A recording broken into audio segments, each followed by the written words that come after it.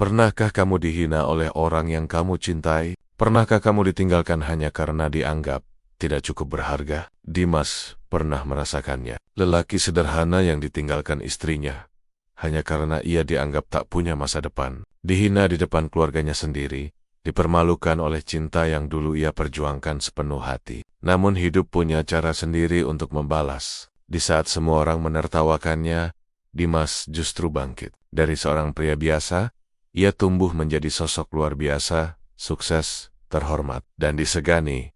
Tapi ketika kesuksesan sudah dalam genggamannya, masa lalu kembali mengetuk pintu. Ia dihadapkan pada pilihan, membalas dendam, atau membalas budi dengan hati yang telah dewasa. Inilah kisah tentang harga diri, luka, dan cinta yang tak lekang oleh waktu. Sebuah perjalanan dari kehancuran menuju keikhlasan. Sebuah kisah tentang cinta yang tumbuh dari luka, dan keikhlasan yang lahir dari pengkhianatan. Hujan turun deras malam itu, menetes di atap rumah kontrakan kecil yang bocor di beberapa sudutnya. Dimas duduk di ruang tamu yang sempit, masih mengenakan kemeja kerja lusuh yang sudah memudar warnanya. Di atas meja, ada sepiring nasi dingin dan lauk tempe goreng yang sudah layu. Di seberang ruangan, Mira, istrinya, sedang berdiri di depan cermin, merapikan riasan wajahnya dengan ekspresi kesal. Tubuhnya dibalut gaun mahal berwarna merah marun. Jelas bukan pakaian yang cocok dipakai di rumah malam-malam begini. "Kamu mau kemana lagi, Mir?" tanya Dimas pelan, mencoba menahan nada suaranya agar tetap tenang. "Ngapain kamu tanya-tanya?" "Aku bosan, Mas. Hidup kita gini-gini aja. Tiap hari cuma makan tempe, berangkat pagi pulang malam. Aku butuh hiburan," jawab Mira dengan nada tajam. Tanpa menatap suaminya, Dimas menatap wajah istrinya yang dulu begitu ia cintai. Kini, jarak di antara mereka terasa seperti jurang yang dalam. Ia menelan ludah, lalu berkata dengan lirih, "Aku cuma minta kamu sabar sedikit. Proyek kantor belum cair, tapi kalau sudah, aku janji semua akan lebih baik." Mira menoleh cepat, tatapannya menusuk.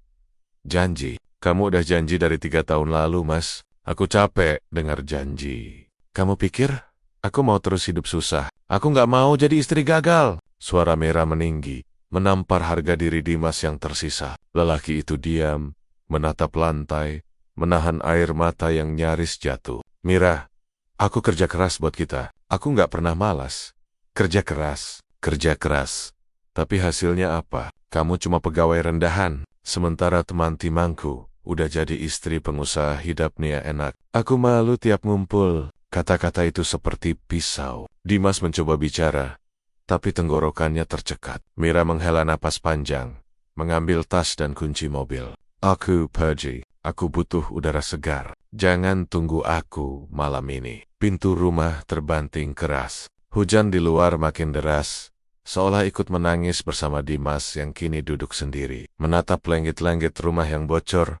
Beberapa hari kemudian, Dimas pulang dari kantor dengan wajah lelah. Tapi ketika sampai di rumah, ia mendapati pintu tak terkunci. Ia masuk perlahan, dan hatinya langsung membeku di ruang tamu. Mira duduk bersama seorang pria asing. Lelaki itu mengenakan pakaian rapi dan jam tangan mahal. Mereka tertawa pelan, tapi segera berhenti ketika Dimas muncul di ambang pintu. "Mira?" Suara Dimas serak. "Siapa dia?" Mira bangkit, wajahnya sedikit panik, tapi cepat menutupinya dengan sikap dingin. "Jangan drama, Mas. Ini Reza, temanku. Dia cuma mampir." "Mampir?" Dimas mendekat satu langkah. "Jam di rumah kita?" Reza berdiri, menatap Dimas dengan tatapan merendahkan. "Mas, jangan salah paham. Mira cerita kamu sibuk kerja terus. Saya cuma nemenin dia ngobrol, biar gak kesepian." Dimas mengepalkan tangan, tapi ia menahan diri. Dadanya berdegup keras. "Kamu pikir aku bodoh, Mir?" Mira menatapnya balik dengan mata penuh benci. "Udah cukup, Mas. Aku muak. Aku nggak mau hidup kayak gini lagi. Aku mau cerai." Dimas menatapnya tak percaya. "Kamu serius?" "Iya, aku nggak mau terus miskin gara-gara kamu. Aku butuh hidup yang layak, dan Reza bisa kasih itu." Kata-kata itu menghantam dada Dimas seperti palu besi. "I tell him." Hujan di luar kembali turun, deras, menenggelamkan suara tangisnya yang akhirnya pecah. 2 minggu kemudian, proses perceraian berjalan cepat. Mira tampak puis, Sementara Dimas datang ke pengadilan dengan wajah lesu, tapi tetap sopan. Saat sidang berakhir, Mira menghampirinya untuk terakhir kali. Mas, maaf ya, tapi kamu memang gak cocok buat aku. Aku butuh pria sukses, bukan pekerja keras yang gak pernah berhasil. Dimas menatapnya, matanya merah tapi suaranya tenang. Baik Mir, tapi ingat satu hal. Roda selalu berputar, jangan menyesal nanti. Mira tersenyum sinis. Kita lihat aja mas. Dunia ini cuma berpihak pada yang kuat. Malam itu, Dimas menatap berkas perceraian di tangannya. Semua selesai. Semua yang ia perjuangkan hancur dalam sekejap. Tapi di tengah keputusasaan itu, ada api kecil yang mulai menyala di dalam dirinya. Aku memang gagal hari ini, katanya lirih. Tapi suatu hari nanti, mereka akan lihat siapa yang sebenarnya kalah. Dan malam itu, Dimas memutuskan, ia akan pergi dari kota ini. Ia akan mulai dari nol. Ia akan membuktikan bahwa harga sebuah penghinaan adalah kebangkitan yang tak ternilai. Dimas meninggalkan kota dengan membawa satu koper tua, beberapa potong pakaian, dan sisa tabungan yang bahkan tak cukup untuk hidup sebulan. Tidak ada lagi rumah, tidak ada lagi istri, dan tak ada siapapun yang menunggunya. Hanya ada kesunyian dan luka. Tapi di balik luka itu, tumbuh tekad baru. Tekad untuk membuktikan bahwa kehancuran bukan akhir, melainkan awal dari sesuatu yang lebih besar. Dimas tiba di Surabaya dengan menumpang bus malam. Ia tidur di kursi terminal selama 2 hari, mencari pekerjaan apa saja yang bisa ia lakukan. Setelah berhari-hari melamar ke sana-sini, akhirnya ia diterima bekerja sebagai kuli proyek bangunan. Panas matahari membakar kulitnya. Tangan yang dulu hanya memegang pena kini penuh luka dan kapalan. Namun setiap kali ia merasa ingin menyerah, kata-kata Mira kembali terngiang di kepalanya. Kamu gak akan pernah berhasil, Dimas. Dunia ini cuma berpihak pada yang kuat. Kalimat itu bagai cambuk. Setiap tetes keringat, setiap beban semen yang ia pikul, adalah bagian dari balas dendam diam-diam Nia terhadap penghinaan itu. Suatu sore, saat hujan turun deras, Dimas duduk di bawah atap seng bersama teman-teman sesama pekerja. Mereka berbagi nasi bungkus yang dibeli patungan. Mas Dimas, kamu orang mana? Lulusan apa? Tanya salah satu pekerja, bernama Bowo. Dimas tersenyum samar. Aku arsitek. Sebenarnya, Bowo, serius?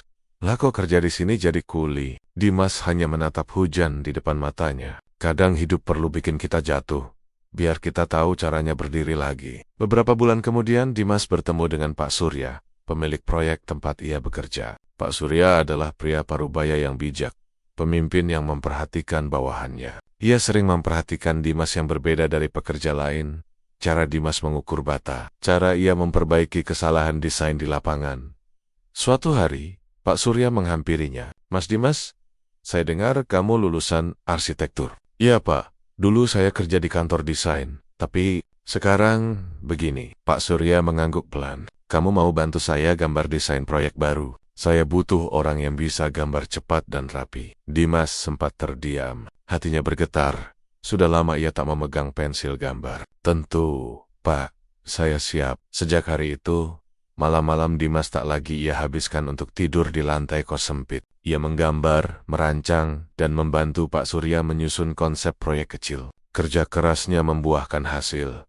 Desainnya disukai investor, dan proyek itu sukses. Pak Surya lalu mempekerjakannya secara tetap. Mulai sekarang, kamu bukan kuli lagi. Kamu arsitek proyek ini. Air mata Dimas menetes pelan malam itu. Ia menatap langit dan berbisik. Lihat aku Mir, aku mulai naik lagi. 1 tahun berlalu. Dimas kini sudah bekerja di perusahaan arsitektur besar milik Pak Surya. Ia menjadi kepala tim desain, gajinya tinggi, dan ia mulai menabung untuk membuka usahanya sendiri. Namun takdir kembali mempertemukannya dengan masa lalu. Suatu hari, di acara pertemuan proyek antara beberapa perusahaan properti, Dimas melihat seseorang yang membuat dadanya sesak. Reza, pria yang dulu merebut Mira darinya. Reza kini tampak berbeda, tidak lagi segagah dulu. Raut wajahnya lelah, rambutnya mulai menipis, dan senyumnya penuh kepalsuan. Dimas menahan diri, tetap profesional.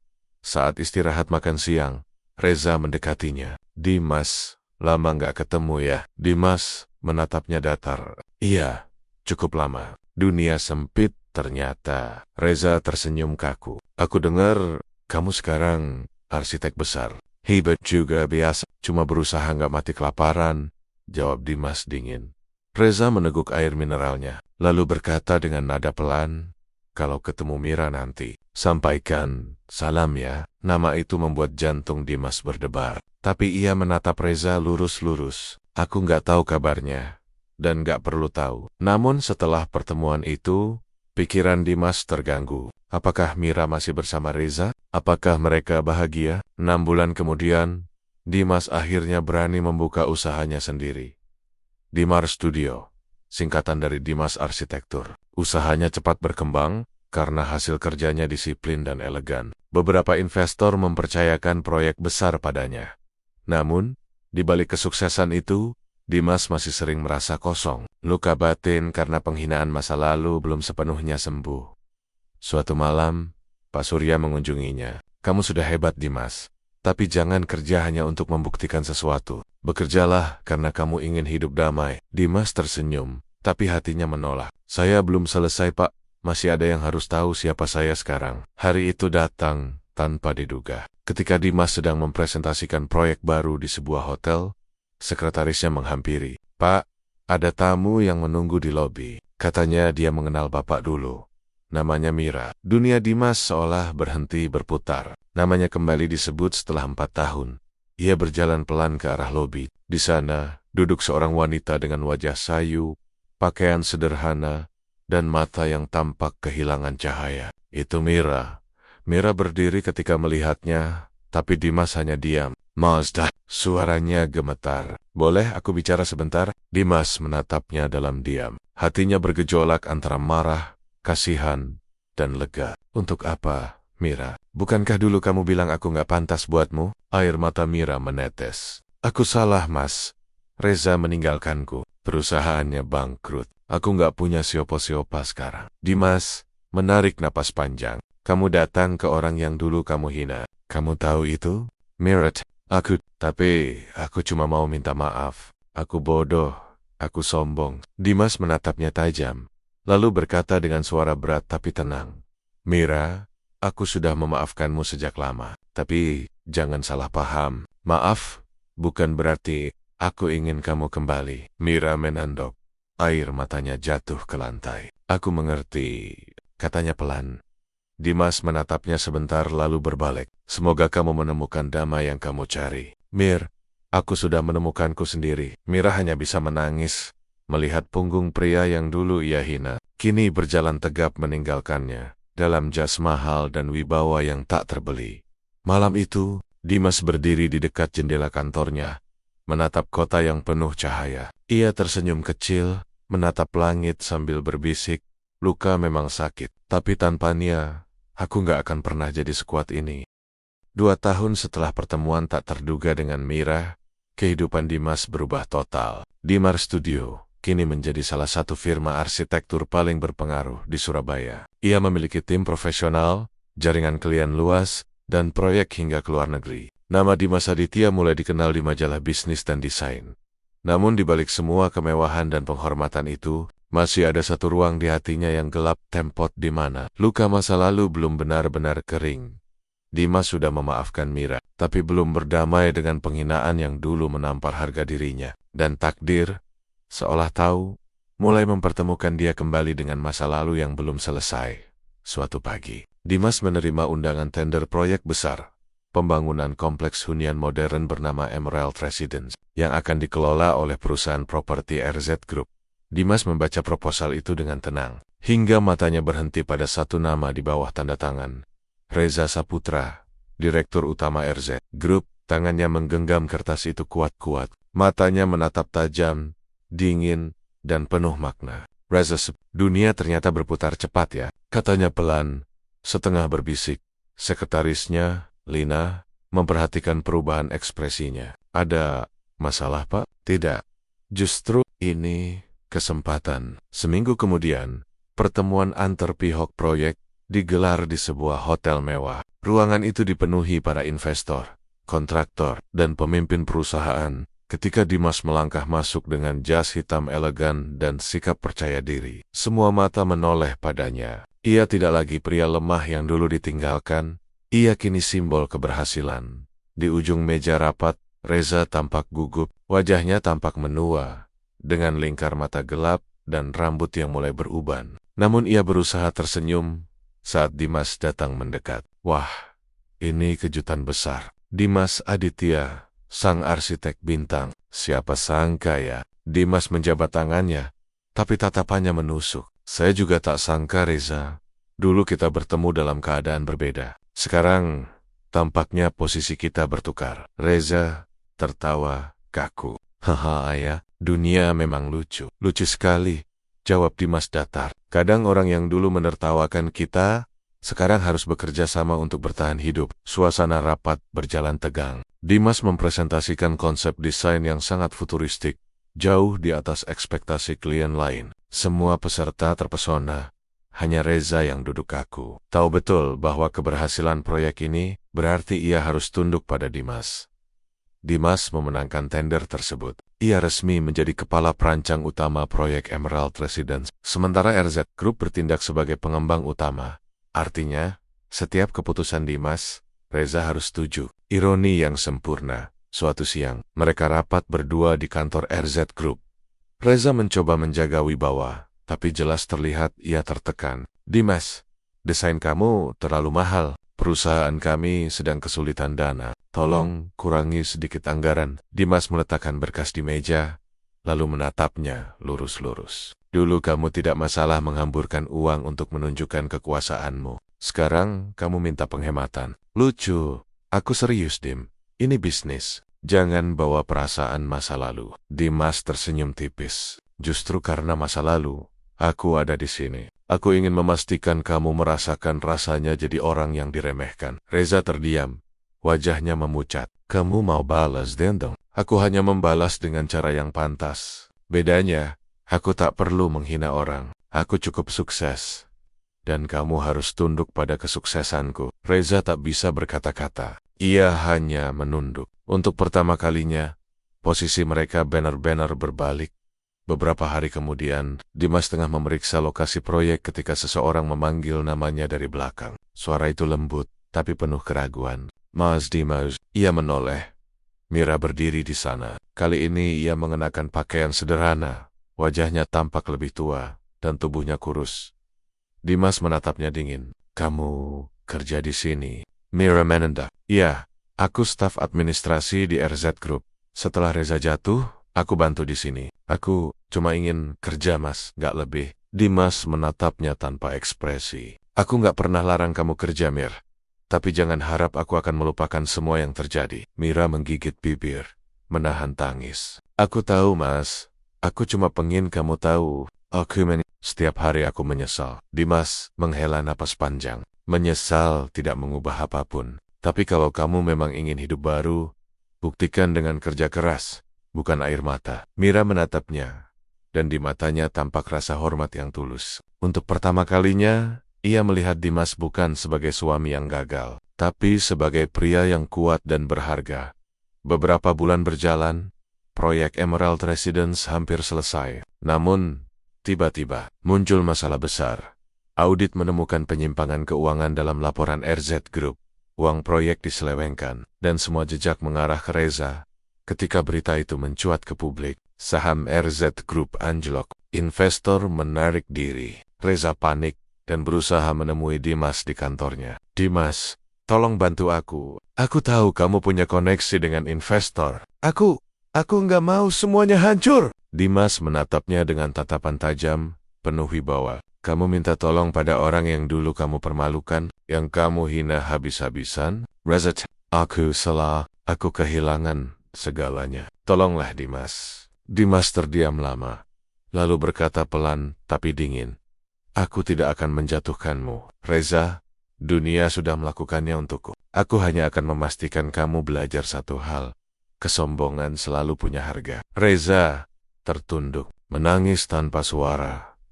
Beberapa minggu setelah kejadian itu, Dimas menerima kabar. Proyek Emerald Residence akan dilanjutkan oleh pihak baru, dan RZ Group resmi dicabut izinnya. Mira datang ke kantornya dengan wajah cemas. Mas D, aku kehilangan pekerjaan. Aku nggak tahu harus kemana, tapi aku nggak mau minta belas kasihan. Aku cuma minta kesempatan kerja di tempatmu. Aku akan kerja apa saja. Dimas menatapnya lama. Ada bagian dari dirinya yang masih sakit, tapi juga bagian lain yang merasa iba. Baik Mira, aku kasih kamu kesempatan, tapi kamu kerja sebagai staf biasa, tanpa perlakuan khusus. Di tempat ini, semua orang dihargai karena kerja keras, bukan karena masa lalu. Mira menatapnya dengan mata berkaca-kaca. Terima kasih mas, aku janji.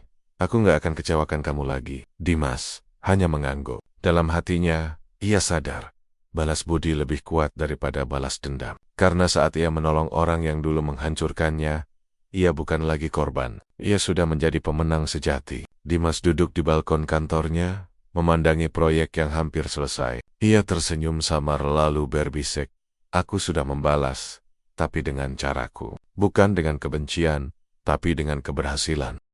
Sudah hampir 2 tahun sejak Dimas menerima Mira bekerja di kantornya. Dimas Studio kini semakin besar. Ia bukan hanya arsitek sukses, ia kini dikenal sebagai ikon kebangkitan, diundang ke seminar, diwawancara media, dan menjadi pembicara di kampus-kampus arsitektur.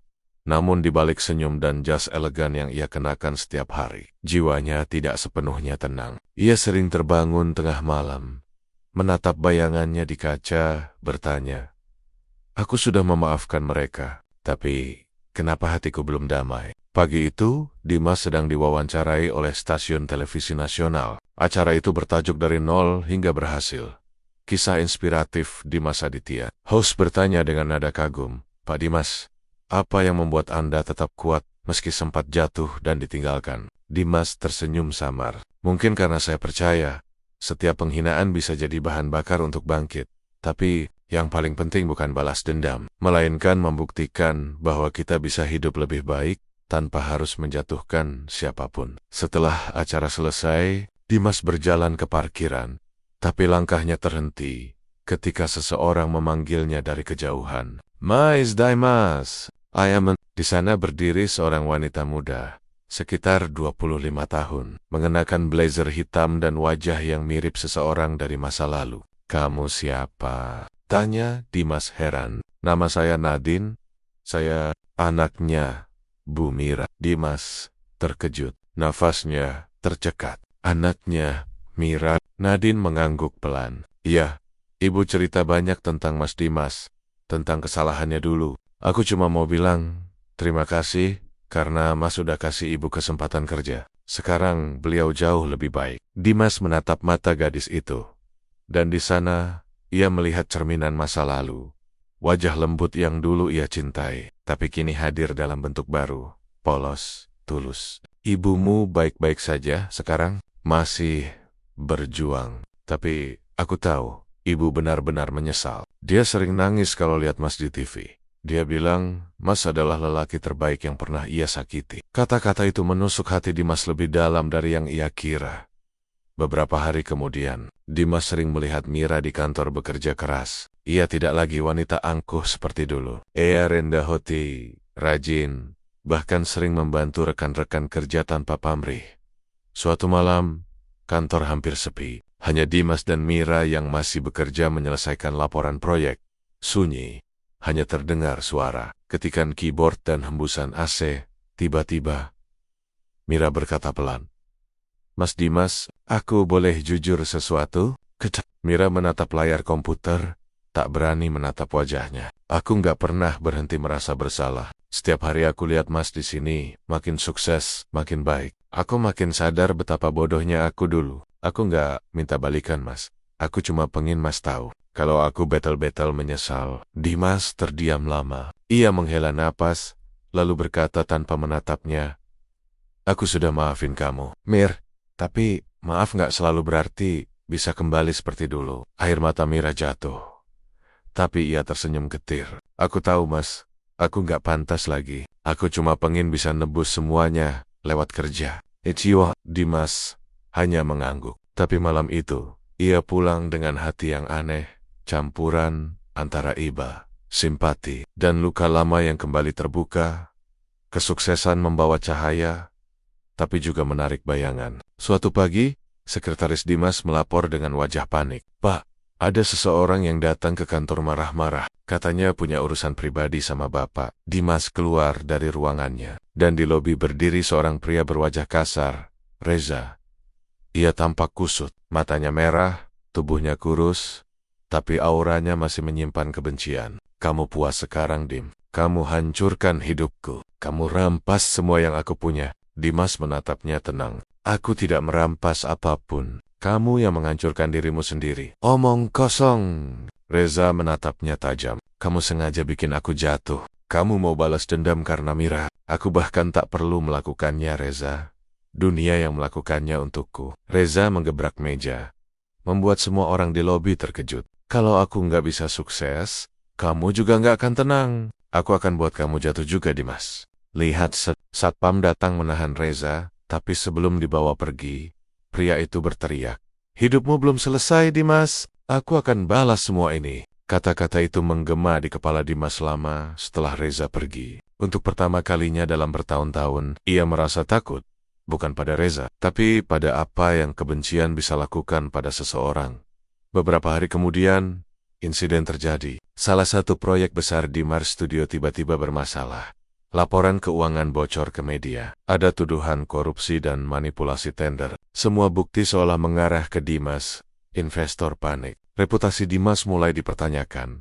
Lina, sekretarisnya, datang dengan wajah cemas. "Pak, kami menemukan sesuatu. Email internal Bapak diretas dan file keuangan diubah oleh orang dalam." "Komimen Reza ada di balik ini." Dimas mengepalkan tangan. "Aku tahu dia akan berbuat gila, tapi aku nggak akan biarkan dia menang." Namun yang membuatnya terkejut bukan itu, melainkan fakta bahwa akun yang digunakan untuk mengirim file palsu berasal dari komputer staf administrasi milik Mira.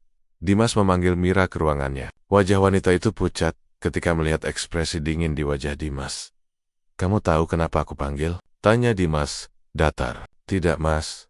Kenapa?" "Email dari akunmu dipakai untuk bocorkan data proyek. Semua jejak digital menuju komputer kamu." "Mas, aku sumpah. Aku nggak tahu apa-apa." "Aku nggak mungkin. Jangan sumpah dulu." "Aku nggak nuduh, tapi aku juga nggak bisa percaya siapapun sampai penyelidikan selesai." Air mata Mira menetes. "Mas, kamu pikir aku sejahat itu? Aku pikir dulu kamu nggak akan ninggalin aku demi orang lain.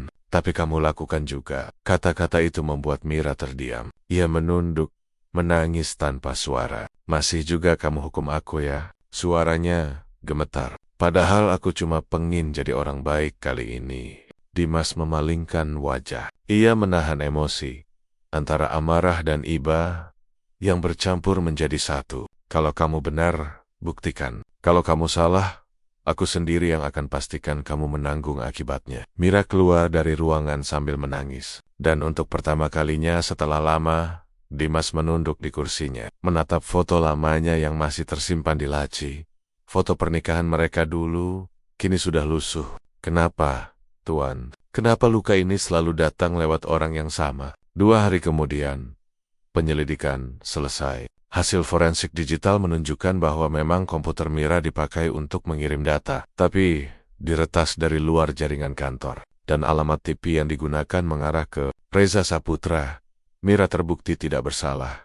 Dimas memanggilnya lagi ke ruangan. Kali ini, wajahnya tidak sekeras sebelumnya. "Mira, aku salah." Mira menatapnya dengan mata yang masih sembab. "Aku tahu kamu gak percaya aku, Mas. Aku ngerti. Aku dulu juga pernah hianatin kamu. Tapi, terima kasih, karena mau cari kebenaran." Dimas menatapnya lama. "Kamu benar. Aku belum sepenuhnya percaya. Tapi hari ini aku sadar, ada kalanya kita harus berani percaya lagi. Meskipun pada orang yang pernah melukai." Air mata Mira mengalir pelan. Ia menatap Dimas.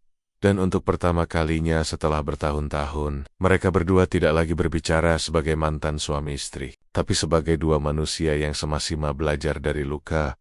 Malam itu, Dimas duduk di kantornya, lalu berkata dalam hati, "Bayangan masa lalu memang tak bisa dihapus. Tapi aku bisa berjalan lebih terang, supaya bayangan itu tak menelan aku lagi." Hujan turun deras malam itu. Langit Surabaya tampak muram, seperti ikut menahan amarah bumi. Di lantai atas gedung Dimars Studio, Dimas berdiri di depan jendela besar, menatap kota yang tenggelam di bawah kilatan petir. Sudah berhari-hari, pikirannya tidak tenang. Sejak kasus sabotase proyek terungkap, dan nama Reza kembali mencuat. Hidupnya seperti dihantui bayangan masa lalu yang menolak mati. Ia telah membuktikan bahwa dirinya bersih. Ia telah memaafkan Mira. Tapi ada sesuatu yang belum selesai, sesuatu yang terasa seperti bara di dada, membakar perlahan. Aku pikir aku sudah selesai dengan dendam ini, gumamnya. Tapi ternyata belum sepenuhnya. Pagi harinya, Lina, sekretarisnya, masuk ke ruangan dengan wajah tegang. Pak Dimas, ada paket datang tadi pagi. Tidak ada pengirim, tapi sebaiknya Bapak lihat sendiri. Dimas membuka paket itu dengan hati-hati. Di dalamnya, ada sebuah amplop berisi foto-foto lama. Dirinya, Mira, dan Reza diambil diam-diam saat mereka masih bersama dulu. Dan di bawah foto itu, ada catatan tulisan tangan. Kalau kamu pikir aku sudah selesai, kamu salah. Kamu akan kehilangan semuanya. Seperti aku dulu. Dimas mengepalkan tangan. Ia tahu tulisan itu. Ia tahu aroma ancaman itu. Reza, bisiknya pelan, penuh kemarahan yang ditahan. Sore itu, saat Dimas hendak keluar kantor, ia melihat Mira berdiri di depan lift. Wajahnya tegang. Mas, kita harus bicara. Katanya cepat. Tentang apa? Reza. Dimas terdiam. Mira menatapnya dengan mata ketakutan. Dia datang ke kos aku semalam. Dia marah, teriak-teriak. Bilang aku pengkhianat, katanya. Dia akan hancurin hidupmu, Mas. Dia bukan cuma dendam, dia gila. Kamu baik-baik aja. Aku nggak apa-apa. Tapi aku takut. Dia berubah, Mas. Dulu dia sombong. Tapi sekarang, dia seperti orang yang kehilangan akal. Dimas menatap Mira dalam-dalam. Dia udah kehilangan segalanya, Mir. Dan orang yang kehilangan segalanya, kadang juga kehilangan sisi kemanusiaannya. Mira menandok. Air matanya menetes. Mas, tolong hati-hati. Aku tahu Reza. Dia nggak akan berhenti sampai salah satu dari kalian hancur. Beberapa hari kemudian, Dimars Studio diterpa badai. Media lokal mulai menulis berita tentang dugaan skandal manipulasi tender lama. Dengan sumber anonim yang mengaku pernah menjadi rekan bisnis Dimas, semua tahu itu ulah Reza. Tapi tanpa bukti, Dimas tak bisa menuntut. Investor mulai ragu. Beberapa proyek tertunda. Lina melapor dengan suara panik. Pak, Reza bikin kampanye hitam di media sosial. Dia kirim video lama. Diedit seolah Bapak pernah menerima suap dari proyek pemerintah. Dimas menatap layar komputer. Wajahnya sendiri terpampang di video itu. Tapi dengan potongan kata-kata yang sudah disunting, ia terdiam lama. Lalu berkata lirih, dia benar-benar niat hancurin aku. Mira yang ikut berdiri di ruangan itu, menatapnya dengan mata berkaca-kaca. Mas, laporin aja dia ke polisi. Aku sudah coba. Tapi dia pakai nama orang lain. Perusahaan palsu. Semua jejaknya disembunyikan. Jadi, Mas mau biarin dia terus gitu? Tidak, jawab Dimas pelan. Tapi aku juga nggak mau jadi seperti dia. Aku nggak mau balas dendam dengan kebencian. Namun dalam hatinya, Dimas tahu, sabar pun punya batas. Dimas pergi sendirian ke rumah kontrakannya yang dulu. Tempat ia dan Mira pernah tinggal. Rumah itu kini kosong, tua, catnya mengelupas. Tapi masih berdiri di pinggir jalan kecil yang sepi. Ia berjalan ke dalam, menatap setiap sudut yang dulu menyimpan kenangan pahit. Meja kayu reot tempat mereka bertengkar. Atap bocor tempat ia menatap langit, sambil menangis dalam diam. Dulu aku nggak punya apa-apa selain mimpi. Dan sekarang, aku punya semuanya kecuali ketenangan. Ia menatap langit-langit yang retak dan berkata pelan, Reza, kamu mau apa lagi dariku? Aku sudah menang, tapi kenapa hatiku masih terasa kalah? Air matanya jatuh tanpa suara. Ayai Sara, balas dendam tidak pernah benar-benar menyembuhkan, hanya mengganti luka dengan kebanggaan kosong. Keesokan harinya, Lina berlari masuk ke ruangannya dengan wajah lega. Pak, kami dapat bukti baru dari tim IT. Dimas menatapnya. Bukti apa? Ada jejak keuangan dari perusahaan bayangan yang dipakai Reza untuk kampanye hitam itu. Nama pemiliknya ternyata bukan dia. Bukan dia? Iya, Pak. Pemilik resminya adalah Lina menelan ludah, menatapnya takut. Mira Saputri. Dimas membeku. Dunia seakan berhenti berputar. Apa kamu yakin? Ini datanya, Pak. Nomor KTP, tanda tangan, semuanya cocok. Dimas menatap layar itu dengan mata membelalak. Semua catatan menunjuk ke satu nama yang tidak mungkin, Mira. Wanita yang ia percaya sudah berubah. Dimas memanggil Mira ke ruangannya. Suasana tegang, udara seolah berat. Mira, aku mau tanya satu hal. Tolong jawab jujur. Apa, Mas? Kenapa namamu tercatat sebagai pemilik perusahaan yang dipakai Reza buat hancurin aku? Mira tampak terkejut. Apa? Aku nggak tahu apa-apa soal itu. Kamu bohong, Mas. Seru Mira. Suaranya gemetar. Aku sumpah. Aku nggak tahu. Aku bahkan nggak punya uang buat buka perusahaan. Dimas berjalan mendekat. Nadanya meninggi. Tapi, semua data cocok. Nama kamu, KTP kamu, tanda tangan kamu. Air mata Mira jatuh. Aku dijebak, Mas. Reza pernah nyuruh aku tanda tangan beberapa dokumen waktu kami masih nikah dulu. Katanya buat urusan pajak perusahaan. Aku nggak tahu kalau dia pakai itu buat hal jahat. Dimas menatapnya lama, menimbang setiap kata. Di matanya, ia melihat ketulusan dan ketakutan yang nyata. Jadi dia pakai identitasmu untuk sembunyi di balik serangannya? Mira mengangguk sambil menangis. Iya, Mas, aku janji. Aku nggak akan biarin dia terus begini. Aku mau bantu Mas bongkar semuanya. Dimas terdiam. Dadanya bergetar oleh emosi campur aduk. Marah, lega, dan iba. Baik, katanya akhirnya. Kita buktikan bersama. Kali ini, aku nggak akan biarkan dia main di balik bayangan lagi. Beberapa minggu kemudian, Dimas dan Mira bekerja sama dengan kepolisian siber. Mereka menemukan bukti bahwa Reza benar-benar menggunakan identitas Mira untuk mendirikan perusahaan palsu, mencuci uang, dan menyebar fitnah di media. Ketika polisi menjemput Reza di rumahnya yang kumuh di pinggiran kota, ia masih sempat tertawa sinis. Dimas, kamu menang lagi ya? Katanya dengan suara parau. Tapi, kamu tahu, kemenanganmu itu nggak akan bikin kamu bahagia, karena kamu hidup dari luka. Sama sepertiku. Dimas menatapnya dengan mata tenang. Kamu salah, Reza. Aku hidup dari luka, tapi aku sembuh. Bedanya, kamu memilih untuk tetap berdarah. Reza tertawa pahit sebelum akhirnya dibawa pergi polisi. Dimas dan Mira berdiri di balkon gedung, menatap langit yang perlahan cerah setelah badai. Mira memecah keheningan dengan suara pelan. Mas, terima kasih, karena masih percaya sama aku. Aku nggak tahu kenapa, Mir. Tapi mungkin, bagian hatiku yang dulu kamu hancurkan, masih percaya kamu bisa berubah. Mira menatapnya, mata berkaca-kaca. Aku nggak akan sia-siain kesempatan ini. Aku janji, kali ini aku akan jadi alasan kamu tenang, bukan alasan kamu terluka. Dimas tersenyum samar. Kita lihat nanti, Mir. Luka bisa sembuh, tapi bekasnya nggak hilang.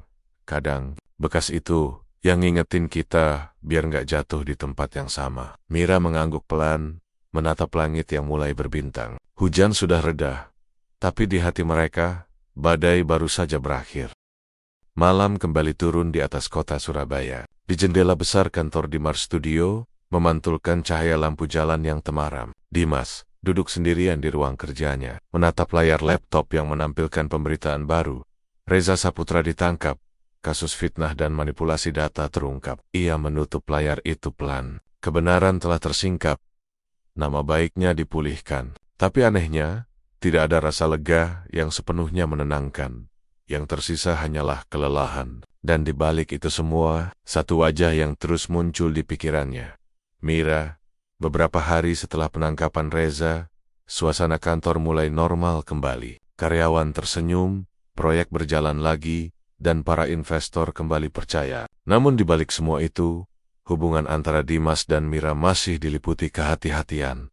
Setiap kali mereka bertemu di kantor, ada keheningan yang aneh, bukan karena benci, tapi karena perasaan yang belum terdefinisi.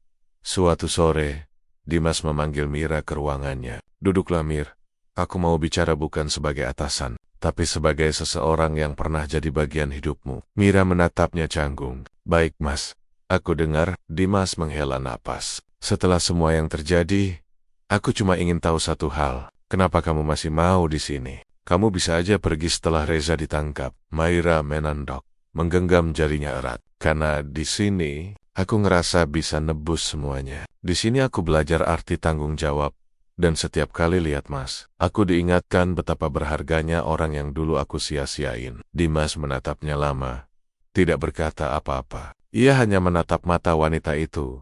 Mata yang dulu penuh keangkuhan, kini berisi penyesalan dan ketulusan yang jujur. Mir, ya Mas, kamu tahu, aku udah maafin kamu. Tapi entah kenapa, setiap kali lihat kamu, aku ngerasa campur aduk. Antara ingin melupakan, dan takut kehilangan lagi. Air mata Mira mulai jatuh pelan. Aku nggak minta Mas balikan. Aku cuma pengen Mas tahu. Rasa bersalahku nggak akan pernah hilang.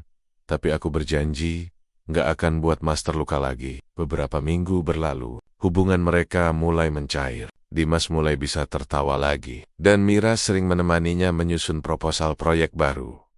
Suatu malam, mereka berdua lembur di kantor. Lampu ruangan hanya menyala separuh. Suasana tenang, hanya terdengar suara hujan di luar jendela. Mira menatap Dimas yang sedang fokus mengetik, lalu berkata pelan, Mas, dulu waktu aku ninggalin kamu, aku kira aku bakal dapat semua yang aku mau. Tapi ternyata yang aku dapat cuma sepi. Dimas berhenti, mengetik. Dan sekarang aku sadar, kebahagiaan itu bukan soal siapa yang paling kaya atau paling hebat, tapi siapa yang bisa bikin kita tenang. Dan cuma Mas yang pernah bisa ngelakuin itu. Dimas terdiam lama, suasana hening, tapi jantungnya berdebar cepat. Ia ingin bicara, tapi lidahnya kelumai menandok, lalu berdiri perlahan. Aku pulang dulu ya, Mas. Ketika ia melangkah menuju pintu, Dimas tiba-tiba berkata, Mir, Myra, iya Mas. Dimas menatapnya, tatapan yang penuh campuran emosi, luka, dan cinta yang tak padam. Aku nggak tahu harus mulai dari mana, tapi aku nggak mau kehilangan kamu lagi. Mira menahan air mata. Mas, aku takut kalau semuanya cuma kasihan. Bukan kasihan, ujar Dimas lirih. Ini sesuatu yang nggak pernah selesai di antara kita. Mira menatapnya lama, lalu berjalan perlahan kembali ke arahnya. Mereka berdiri berhadapan, hanya sejengkal jarak. Tidak ada kata-kata lagi. Hanya tatapan yang berkata lebih banyak dari semua penyesalan yang pernah diucap. Sejak malam itu, hubungan mereka berubah. Tidak ada pengakuan resmi. Tapi perhatian Dimas pada Mira mulai terasa. Cara ia menatapnya, memanggil namanya, bahkan diamnya pun kini punya makna. Namun tidak semua orang senang dengan kedekatan itu. Di kantor, mulai beredar gosip. Beberapa karyawan membisikkan bahwa Mira mendekati bos demi posisi aman. Dan suatu hari, kabar itu sampai ke telinga Dimas. Lina, sekretarisnya, datang dengan wajah serius. Pak, maaf saya harus bilang. Banyak yang ngomong di belakang soal Ibu Mira. Mereka bilang, beliau cuma manfaatin Bapak. Dimas menatap tajam. Dan kamu percaya? Tentu tidak, Pak. Tapi gosip seperti ini bisa merusak reputasi kantor kalau nggak dikendalikan. Dimas terdiam. Ia tahu Lina benar. Namun di dalam dirinya muncul konflik besar antara hati dan tanggung jawab. Dimas memanggil Mira ke ruangannya. Kali ini wajahnya serius. Mir, aku perlu kamu dengar baik-baik. Ada gosip di luar sana yang bisa bikin nama kamu rusak. Aku tahu, Mas. Aku dengar juga, aku bisa atasi ini, tapi aku perlu kamu tetap profesional. Jangan kasih alasan buat mereka ngomong. Mira menatapnya dengan mata sendu. Mas takut mereka salah paham. Atau Mas takut kalau perasaan kita ini memang salah? Dimas terdiam. Pertanyaan itu seperti pisau yang menembus hatinya. Aku cuma nggak mau kamu disakiti lagi, Mir. Katanya pelan. Aku nggak peduli orang ngomong apa tentang aku. Tapi aku peduli kalau itu nyakitin kamu. Mas selalu gitu. Mira tersenyum getir. Selalu mikirin semua orang, kecuali diri sendiri. Dimas mendekat, menatapnya lekat. Mungkin aku cuma belum berani bahagia lagi, Mir. Aku takut kalau kali ini aku percaya cinta, aku bakal jatuh di tempat yang sama. Mira menatapnya, air mata mengalir di pipi. Kalau gitu, biar aku yang jatuh duluan, Mas. Biar Mas lihat, kali ini aku nggak akan ninggalin. Dimas mendapat tawaran besar, proyek internasional di Singapura. Itu adalah mimpi yang dulu ia kejar. Kesempatan membangun nama di luar negeri. Namun proyek itu butuh ia pindah selama 1 tahun penuh. Malam itu, ia merenung lama di kantornya. Lalu Mira datang, membawa berkas proyek. Mas kelihatan bingung. Ada, aku dapat tawaran besar dari Singapura. Tapi kalau aku pergi, aku harus ninggalin semuanya di sini. Termasuk kamu, Myra Tadium. Mas, kalau itu impian Mas, jangan pikirin aku. Aku nggak mau jadi alasan Mas berhenti melangkah. Tapi kalau aku pergi, aku nggak tahu apakah aku bakal bisa ninggalin perasaan ini di sini. Mira tersenyum, menahan tangis. Cinta yang benar nggak butuh jarak buat diuji. Kalau memang masih ada di hati, dia bakal tetap hidup, bahkan di dua tempat yang berbeda. Dimas menatapnya, lalu mengulurkan tangan. Kalau begitu, janji satu hal. Apapun yang terjadi nanti, jangan berhenti jadi orang baik, Mir. Mira menggenggam tangannya erat. Dan Mas jangan berhenti percaya bahwa cinta bisa lahir dari maaf. Hari keberangkatan tiba. Bandara pagi itu ramai. Tapi di antara keramaian itu, dua sosok berdiri berhadapan dalam diam. Dimas dan Mira. Aku nggak janji bakal nunggu Mas, kata Mira pelan. Tapi aku janji nggak akan lupa. Dimas tersenyum samar. Aku juga nggak janji bakal bisa melupakan Mir. Tapi aku janji, kali ini aku nggak akan biarkan penyesalan jadi akhir cerita kita. Mereka saling menatap lama. Lalu, dengan langkah berat, Dimas melangkah menuju gerbang keberangkatan. Mira berdiri diam. Matanya berkokek-kokaka, tapi di wajahnya ada keteguhan baru. Bukan lagi wanita yang menyesal, melainkan wanita yang belajar mencintai tanpa memiliki. Dan di hati Dimas, untuk pertama kalinya, ia tahu bahwa cinta sejati bukan tentang memiliki seseorang, tetapi tentang berdamai dengan luka dan tetap berani mencintai setelahnya. Sudah 5 bulan sejak Dimas berangkat ke Singapura. Ia kini tinggal di apartemen tinggi di pusat kota. Di lantai 21, dari jendelanya, terlihat pelabuhan yang gemerlap di malam hari, dan suara kota yang tak pernah benar-benar tidur. Proyek internasionalnya sukses besar. Ia diundang ke seminar arsitektur dunia. Wajahnya terpampang di majalah bisnis. Namun di balik semua pencapaian itu, ada satu hal yang selalu ia rindukan setiap kali melihat langit malam. Mira, suatu malam, selepas rapat panjang, Dimas duduk di balkon apartemen sambil menatap bulan. Tangannya memegang secangkir kopi hitam, tapi pikirannya melayang jauh ke tanah air. Ia menatap ponselnya. Ada pesan belum terkirim di layar.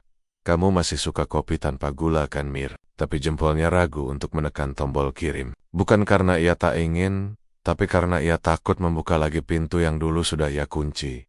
Di sisi lain, di Surabaya, Mira duduk di teras rumah kontrakannya yang sederhana. Ia menatap langit malam yang sama, bulan yang sama, bintang yang sama, dan tersenyum kecil sambil berbisik. Mas Dimas, kamu lihat bulan juga ya? Di tangannya, ada buku catatan kecil. Di halamannya tertulis surat-surat yang tak pernah ia kirim. Surat yang hanya berisi doa, rindu, dan penyesalan yang sudah berubah menjadi harapan. Dimas akhirnya memberanikan diri menulis pesan. Dimas, kamu apa kabar? Mira, membalas cepat, aku baik Mas. Mas gimana? Dimas, capek tapi senang. Proyeknya jalan lancar. Mira, syukurlah. Aku bangga Mas. Pesan itu sederhana, tapi bagi mereka berdua, itu seperti menyentuh masa lalu tanpa melukai luka lama. Sejak malam itu, mereka mulai sering berkabar. Kadang hanya membicarakan hal-hal kecil, hujan di Surabaya, makanan khas yang dirindukan, atau bunga melati yang tumbuh di halaman kantor. Namun di antara percakapan ringan itu, rasa yang dulu sempat padam perlahan menyala lagi. Suatu hari, Dimas mendapat undangan untuk presentasi proyek ke Indonesia. Ia langsung menghubungi Mira. Dimas, aku pulang minggu depan. Mira, serius? Mas balik ke sini. Dimas, iya, cuma 3 hari. Tapi aku pengen ketemu kamu, Mira. Untuk proyek kan? Dimas, untuk semuanya. Hanya 3 kata terakhir itu yang membuat jantung Mira berdetak cepat. Hari itu, langit Surabaya cerah. Mira menunggu di taman dekat kantor lama mereka, tempat yang dulu sering ia lewati ketika masih menjadi istri Dimas.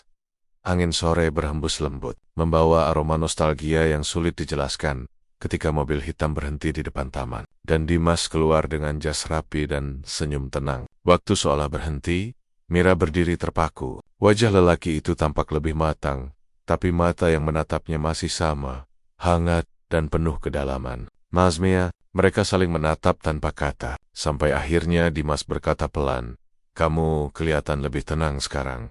Dan Mas kelihatan lebih bahagia. Dimas tersenyum tipis. Bahagia itu aneh, Mir. Kadang datang bukan karena kita punya segalanya, tapi karena kita bisa melihat seseorang yang dulu nyakitin kita, sekarang jadi orang yang kita banggakan. Mira menandok, menahan air mata. Aku cuma pengen Mas tahu. Aku bahagia lihat Mas udah sampai sejauh ini. Tapi aku juga sadar, sejauh apapun aku pergi, bayanganmu selalu ikut, Mir. Mira menatapnya, terkejut. Mas, Dimas menghela napas panjang. Aku pikir aku udah sembuh sepenuhnya. Tapi ternyata, setiap kali aku lihat langit malam, aku masih berharap kamu ada di bawah langit yang sama. Malam itu, mereka makan malam di restoran kecil. Bukan tempat mewah, hanya tempat yang dulu sering mereka datangi saat hidup susah. Mira memesan teh panas, Dimas pesan kopi, seperti dulu. Masih ingat nggak? Dulu kita makan di sini waktu listrik rumah mati. Aku ingat. Kamu marah karena sambalnya pedas banget, dan Mas malah ketawa sampai nangis. Mereka tertawa bersama, dan suasana terasa hangat lagi.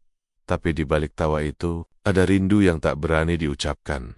Saat mereka pulang, Dimas mengantar Mira sampai depan rumah. Hujan gerimis turun pelan. Mira berdiri di bawah payung, sedangkan Dimas menatapnya dari mobil. Mas ya, kalau aja waktu bisa diulang, aku juga akan pilih kamu lagi, Mir. Mira tersenyum, air matanya jatuh. Tapi mungkin kali ini kita nggak perlu ngulang waktu. Cukup belajar dari yang dulu.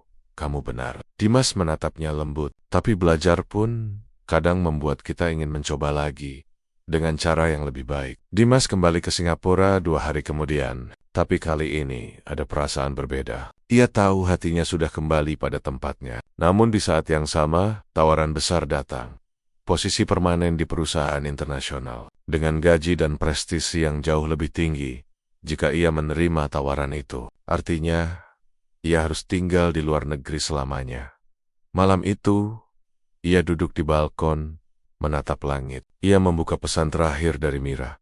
Langit, kita masih sama. Mas, tapi mungkin Tuhan mau lihat seberapa jauh dua hati bisa saling menunggu tanpa kehilangan arah. Dimas menutup ponselnya, lalu berkata lirih ke langit. Tuhan, kalau ini ujian, jangan ambil rasa ini. Biar jarak yang diuji, bukan cinta yang hilang. Beberapa minggu kemudian, paket tiba di apartemen Dimas.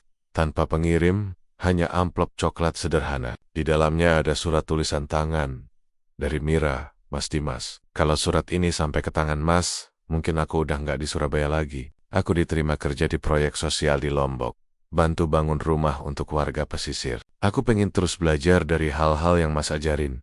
Kerja keras, tanggung jawab, dan gak takut mulai dari nol. Aku tahu Mas punya dunia baru di sana. Aku juga mulai punya hidup baru di sini. Tapi di antara dua dunia ini, aku percaya, langit, kita masih sama. Jadi kalau Mas lihat bintang malam ini, jangan sedih, karena di bawah langit yang sama, aku juga lagi ngelihat bintang yang sama.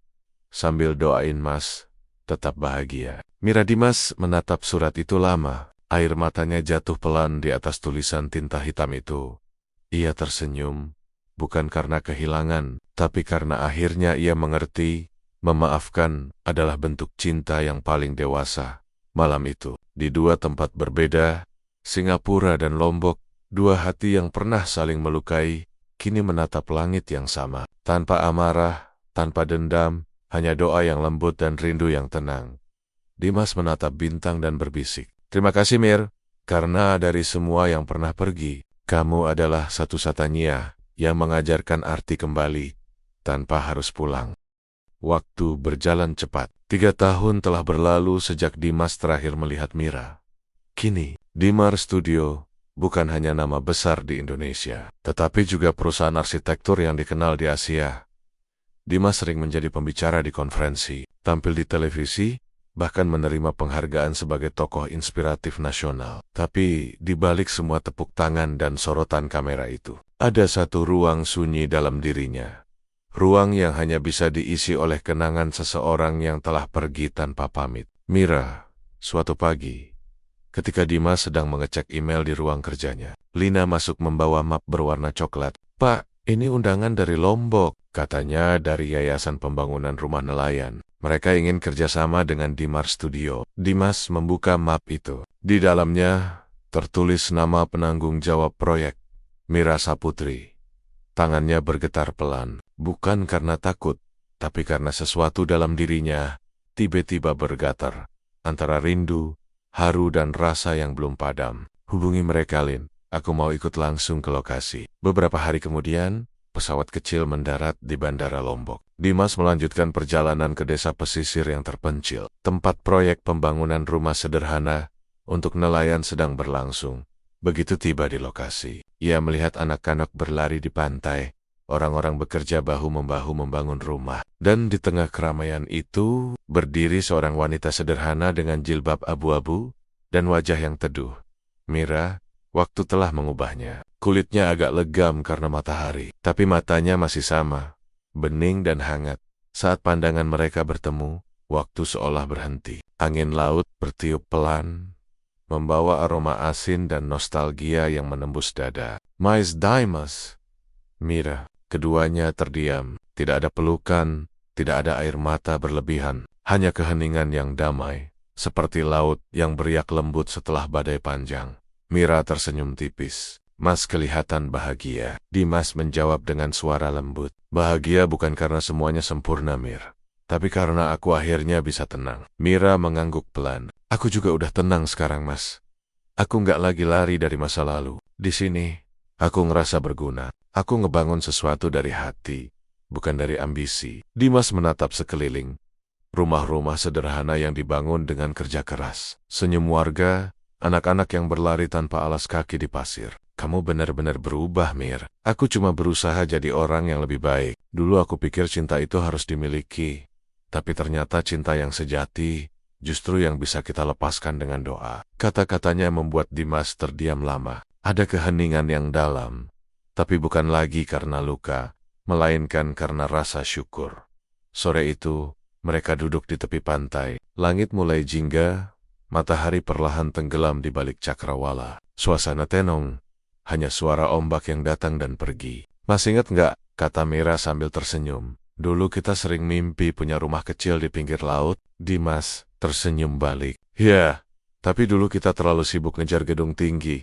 Sampai lupa nikmatin angin laut. Keduanya tertawa kecil, kemudian terdiam lagi. Tapi kali ini, diam mereka penuh kedamaian. Mir, Dimas menatap mata wanita itu, lembut. Aku mau bilang terima kasih, karena kamu udah ngajarin aku banyak hal, tentang memaafkan, tentang bertahan, dan tentang berhenti menyalahkan diri sendiri. Air mata Mira mengalir perlahan. Aku juga mau makasih, Mas, karena dulu, walaupun aku nyakitin Mas nggak pernah balas dengan kebencian. Mas justru jadi alasan aku berubah. Mungkin itu yang disebut cinta sejati, Mir, kata Dimas pelan. Bukan yang saling memiliki, tapi yang saling menumbuhkan. Matahari hampir tenggelam. Mira berdiri, menatap laut yang berkilau oranye. Mas, setelah proyek ini selesai, aku mau lanjut ke Flores. Yayasan mau buka cabang baru di sana. Mungkin aku bakal jarang bisa dihubungi. Dimas menatapnya. Kamu akan pergi lagi?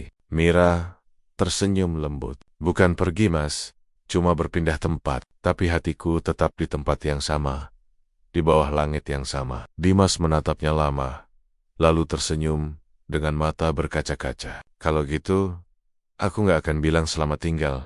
Lalu apa? Sampai jumpa di bawah langit yang sama. Mira tersenyum. Angin laut meniup lembut rambutnya. Ia menatap Dimas sekali lagi, lalu berjalan perlahan ke arah perkampungan. Langkahnya mantap, tenang, seolah semua beban masa lalu telah ia lepaskan ke laut.